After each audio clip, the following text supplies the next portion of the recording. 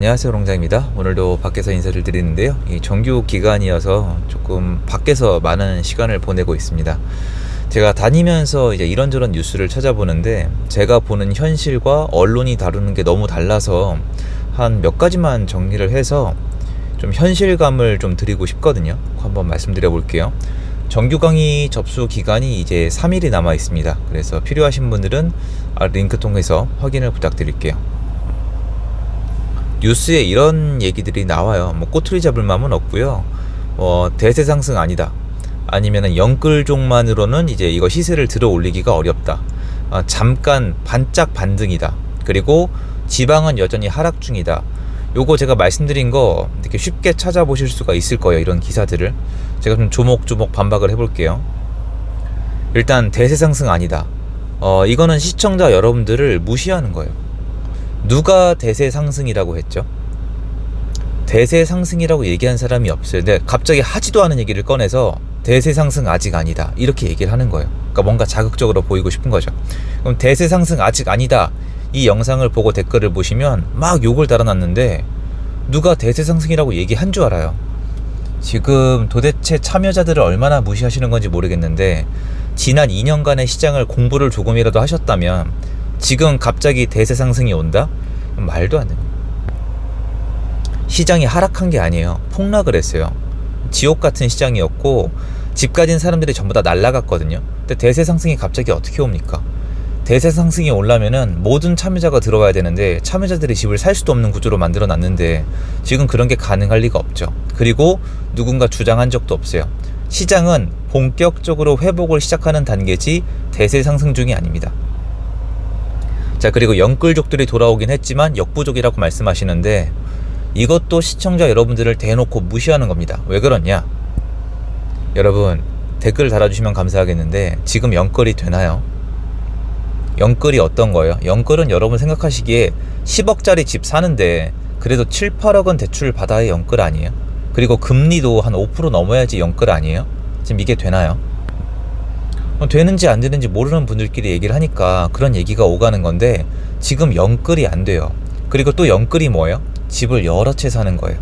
내가 내 능력에 벗어나게 집을 10채, 20채 사는 거를 영끌이라고 지금까지 이름 지어 왔죠. 지금 그게 되나요? 지금 영끌 안 돼요. 오히려 영끌족들이 돌아왔지만 역부족이다가 아니고요, 영끌족이 아닌 사람들이 사고 있기 때문에 다음 시장이 더더욱 무섭다. 이게 시청자 여러분들을 위하는 진짜 얘기예요. 영끌족들이 집을 사면요, 그 집값은 불안해요. 갭 투자, 집값 불안하게 만드는 거예요. 왜냐면 이분들은 나중에 집을 팔고 나갈 거거든요. 근데 영끌을 하지 않은 사람들, 대출을 쓰지 않은 사람들, 다주택자가 아닌 사람들은 그 집을 나중에 저렴하게 팔 이유가 굉장히 적어집니다. 게다가 실거주하게 되면요, 더더욱 싸게 팔 수가 없습니다. 그 집을 제값을 받아야지 내가 옮겨 타든 다른 데로 가든 할 수가 있기 때문에 영끌족이야말로 어떻게 보면 사회적으로 안 좋은 이미지를 가지고 있지만 시세를 끌어내리는 그런 역할을 한단 말이에요. 영끌족, 참 애매한 단어인데요, 자극적이니까 계속해서 자극을 시키는 것 같아요. 영끌족은 아직 돌아오고 있지 않아요. 자, 그리고 지방은 여전히 하락 중이다.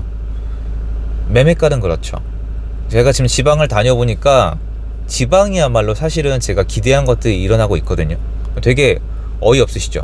지방이 사실 제가 기대한 현상들이 일어나고 있어요. 뭐냐면은 지방에서 상당히 많은 지역들이 미분양, 악성 미분양, 공급 물량 때문에 상승이 불가능해요. 아니면 하락하고 있어야 정상인데 수요가 돌아오고 있어요. 무슨 수요가 돌아오고 있냐? 이렇게 얘기하면 또 이제 앞뒤 없이 집을 안 산다, 아니면 뭐 전세가 안 나간다 말씀하시는데, 지방은요, 매도도 안 되고 전세도 안 나갔어요. 그럼 그 이유가 뭐라고 생각하세요? 인구가 줄어서? 아니에요. 월세로 도망가 있는 거예요. 그러니까 이렇게 생각하시면 돼요. 사람이 전세나 월세로 집에 살고 있는데 만기가 됐는데 빠져나갈 수가 없는 거예요. 예를 들면 여러분이 전세로 살고 계세요. 전세 세입자신데 다음 집을 사고 나가고 싶어도 전세 만기 때 집주인이 전세금을 돌려줄지 믿음이 안 가는 거예요. 시장에 대한 신용이 무너진 거예요. 이게 정부가 한 행위예요. 시장에 대한 믿음 자체를 파괴한 행위. 전세 사기로 전세 시장을 쑥대밭 만든 이유는 돈을 빼간 게 아니고요, 신용. 한국 사회는 신용으로 돌아가거든요, 자본주의는. 얘를 저는 국가가 나서서 신용을 망가뜨리는 걸 처음 봤어요. 그러니까 전세입자로 사시면서 다음 액션이 안 돼요. 다음 액션을 하려면은 전세 만기 때 결정을 해야 되는데 전세 만기 때 갑자기 집을 알아보기 시작하기 어렵잖아요. 그래서 월세로 가시던지 대부분 뭔가 목돈을 넣지 않는 형태로 도망을 가셨어요. 대표적인 사례가 월세겠죠. 그분들이 이제 만기들이 돼요. 이분들 만기가 24년도부터 돌아온단 말이에요. 2년 4년 전으로 역추적하면 되잖아요. 이분들은 움직이질 못하다가 이제 돌아요. 그럼 이분들이 돌 때 어떤 현상이 일어나겠어요? 상승? 이것도 초보죠. 매물이 안 팔리고 가득 쌓여 있다가 수요가 살아 돌아오면 어떻게 됩니까? 가격이, 실거래가가 내려가죠. 왜? 금매만 팔리니까. 금매가 쫙 쌓여 있다가 수요가 아예 없으니까 금매가 계속 쌓이는 거잖아요. 그러다가 수요가 돌아오게 되면은 비싼 걸 누가 사요? 지금 같은 시장에. 저렴한 것만 딱딱딱 거래하니까 가격이 내려가요. 그래서 지방은 일부 단지에서 전세가 하락이 나오고 있어요. 실거래가 상. 근데 그게 물어보면 임대인 입장에서 그러니까 좋진 않죠. 근데 임대인 입장에서는 전세가 아예 안 나가다가 전세가 그나마 나가는 시장으로 변한 거예요. 그나마 숨통이 약간씩 튀어나오는 거기 때문에 시장이 꼬꾸라지고 있는 게 아니에요. 전세가 아예 안 나가는 게 제일 무섭죠. 그럼 이분들이 맨 마지막에 못해서 초급매로 던지든가 경매로 넘어가든가 월세를 놓게 되는 건데 이 현상이 점점 줄어들고 있어요. 전국적으로 이런 현상이 일어나고 있거든요. 이런 걸 이번 시장에 대한 회복이라고 부르는 거예요. 지난 2년간의 시장이 자연스러운 하락이라고 생각한 분들은 지금 시장이 해석이 될 수가 없어요.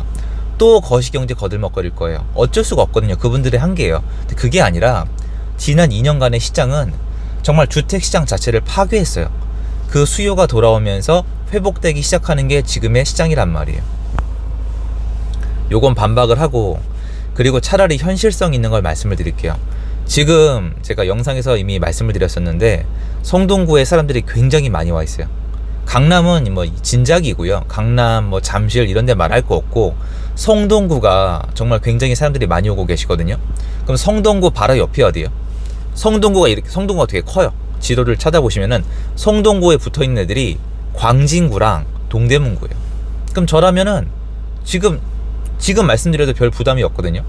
광진구랑 동대문구가 나중에 사람들이 안 가고 가격이 안 올라가는지 한번 저랑 같이 지켜보세요. 그러니까 이런 원리예요. 이게 현실적인 거예요. 여러분 혹시 지금 성동구에 사람들이 많이 가서 집을 많이 사고 가격을 올리고 있는 걸 모르셨다면은 이미 늦으신 거예요. 그러니까 엉뚱한 얘기 듣고 계신 거란 말이에요. 사람들이 지금 어디에 가서 집을 사고 있는지, 어디 시세가 오르고 있는지, 그 옆 단지는 어디에 있는지, 그리고 그 옆에 동네에 사람들이 옮겨갈 수 있는지, 그런 것들에 대해서 고민하는 게 부동산 시장에 대한 어떤 실력을 늘리는 방법인데 그냥 언론에서 이거 아니다 저거 아니다 이 얘기만 들으시면 여러분한테 득될 게 없거든요. 그래서 저라면은 성동구에 사람들이 많이 가 있는 걸 보셨다면은 동대문구랑 광진구가 나중에 움직일지 안 움직일지를 보겠어요. 왜 보라고 하냐면은 제 채널을 보는 분들 중에 이미 경험이나 실력이 있는 분들은 이거 뻔한 얘기니까 상관이 없지만 이게 달라요. 자, 성동구가 뉴스에 나왔어요? 그러면 멍하니 가만히 있으면 끝이에요. 성동구 나 살 돈 없는데 이건 끝인데 제 얘기를 듣고 광진구나 동대문구를 찍어놔요. 나중에 보니까 광진구나 동대문구가 진짜 움직이는 거예요. 그러면 광진구 옆에 동대문구 옆에가 또 있잖아요. 광진구가 움직이면요 은근히 구리가 자극을 받거든요. 투자 오래 하시면 전부 다 나와 이 각이. 그럼 동대문구 또 뭐가 있겠어요? 인근에 쭉 가시면은 뭐 성북구 있지 않겠습니까? 이런 식으로 예전 데이터를 살펴보시면은 순차적으로 수요가 움직인단 말이에요. 그러면 저라면 이번에 이제 시작되는 시장이라고 하니까 옆 동네를 찍어 놓고 딱 내가 이제 모니터링 한다고 생각을 하고 나중에 움직이나 안 움직이나를 보겠어요. 그럼 만약에 움직이면 그 옆에 동네는 더 갈 확률이 올라가는 거잖아요. 근데 이것도 안 하고 여기저기 컨텐츠만 들으시면은 여러분한테 득이 안 됩니다. 언론은 자극적인 걸로 도배를 할 거예요. 올라간다는 얘기도 또 나오고 아니면 아니란 얘기도 나오고 쓸데없는 얘기도 할 건데 지금 현실은 수도권은 이미 시작이 됐고 지방도 사실 움직이고 있는 거예요. 여러분 눈에 안 보이는 것 뿐이지. 이거에 대해서 추적을 해보셔야 돼요. 내가 원하는 지역이 있고 내가 집을 가지고 있는 지역이 있다면은 지금 흐름이 어디서부터 오고 있는지를 보셔야 돼요. 그러니까 역시나 이번에도 일자리가 있는 수요가 굵직하게 있는 곳들부터 움직이고 있거든요. 얘네가 그 흐름이 어떤 식으로 퍼져나가는지에 대해서 저라면 현장에 나가서 점검을 해보겠어요. 그것도 이제 많이 바쁘시고 하면은 제가 말씀을 드리잖아요. 성동구는 지금 더 얘기할 필요가 없어요. 제가 봤을 때 이제 지금 경기도도 서울도 몇몇 지역들이 진짜 상당합니다. 그럼 거기는 이미 늦었다고 쳐도 거기 이제 금매가 없으니까 옆 동네 확인하고 그 다음 옆 동네는 보실 수가 있잖아요. 이게 훨씬 더 현실적이에요. 전 그래서 2년이나 2년 반 동안의 시장 동안에 다른 이론에 완전 젖어버린 분들이 계시거든요. 그분들한테 그거 아니다, 그렇게 시장 보는 거는 좋지 않다, 내 생각에는 이게 맞다, 그리고 내 얘기 이론만 들으실 게 아니라 내가 말씀드리는 지역을 나가봐라, 그리고 나중에 시세가 어떻게 움직이는지 모니터링해봐라. 저는 제가 틀리면 틀렸다고 얘기를 한단 말이에요. 그분들이랑 달라요. 저는 시청자 여러분들이 되게 냉정해요. 실력 있는 분들도 많단 말이에요. 제가 이렇게 구렁이 담 넘어가듯이 막 대충 넘길 수가 없어요. 그래서 저는 되게 확인을 많이 하고 말씀드려야 된다고 강박을 갖고 있단 말이에요. 이걸 말씀드리고 싶었습니다. 지금 현장 다니면서 저도 중간중간에 뉴스 같은 거 듣잖아요. 그러면 그냥 답답한 거예요. 아직도 저러고 있으니. 누가 얘기하지도 않았던 대세 상승, 그리고 가능하지도 않은 영끌, 그리고 또 뻔한 얘기, 양극화, 또 서울만 간다. 이 역사적으로 도대체 몇 번이 반복돼야 끝나는 건지 모르겠는데요. 저는 매번 설명드리는데 진짜 답답해요. 저라면요, 1. 성동구를 나가본다. 2. 동대문구랑 광진구를 찍어 놓는다. 3. 나중에 확인한다. 4. 얼음공장 얘기가 맞다면 다음 지역 어딘지 살펴본다. 5. 투자에 대해서 고민해본다. 이렇게 하겠습니다. 이게 훨씬 더 100배, 1000배 더 도움되지 않으시겠어요? 단순한 거예요, 사실은. 그래서 그거 말씀드리고 싶어서 영상 찍어봤습니다. 날씨가 덥습니다. 오늘도 힘내보겠습니다. 여러분 늘 감사드리고요.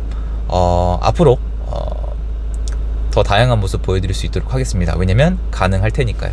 오늘 영상 여기까지입니다. 감사합니다. 좋은 하루 되세요.